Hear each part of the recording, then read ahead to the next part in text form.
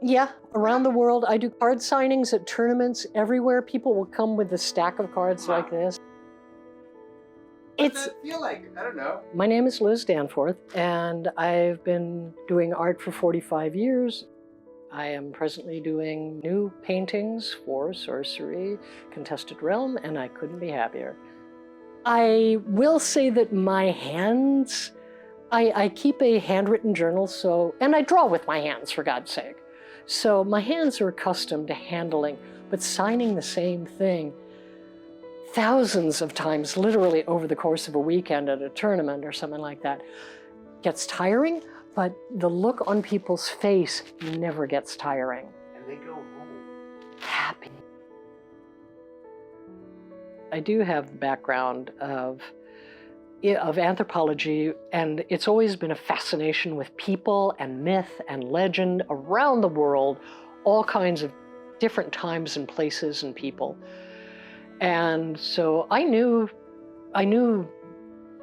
Celtic myth. I'd read the Mabinogion. I'd read T.H. White, and as a kid, God help me, I'd watch Sword in the Stone from Disney and so forth. It was like, I get to do the Seelie and the Unseelie Court. Are you kidding? Because Eric would send me a list of, I've got these 8 paintings, pick 3 or pick 5 or whatever. And it was like, I want that. Give me that. We can discuss the rest of them, but I want the Seelie Court. I knew that regardless of the power of the card, if I could do the Seelie Court the way I envisioned it, regardless of the quality of the card, this would be a good painting. And I would hope that it would be an important painting. The problem I had is it's a court. I had to have an array of people I had to represent the many, many forms and types and legends, and how much of this can I pour into one painting?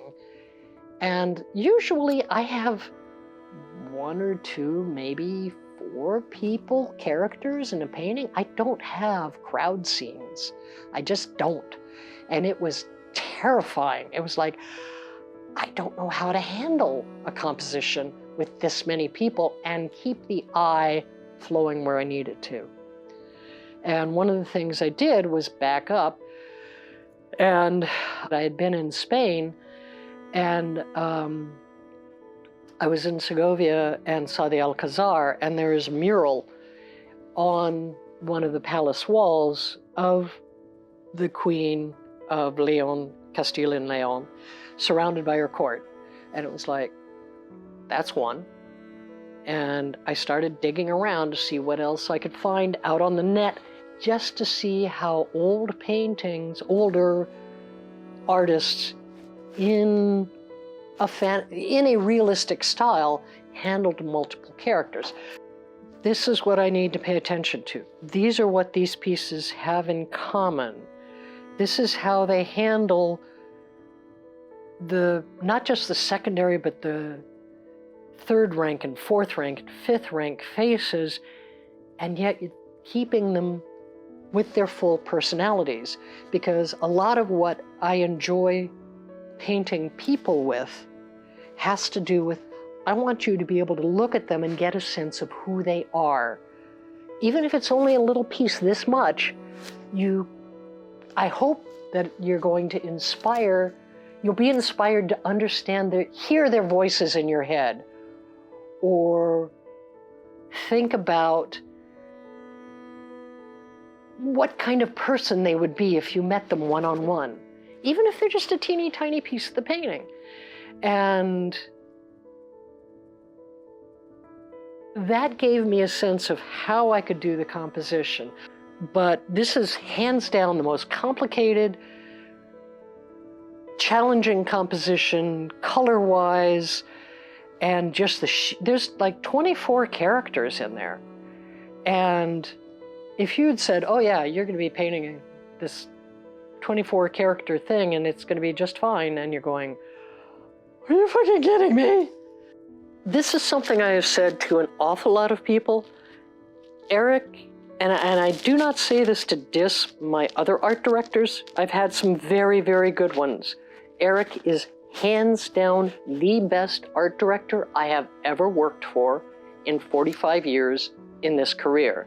He responds, and when he makes suggestions, invariably it takes me to move my art a step higher than I thought I was giving him a really good sketch. And he'll say, what about if you did this? And I was like, oh, yes, oh my God, that's gonna be so cool.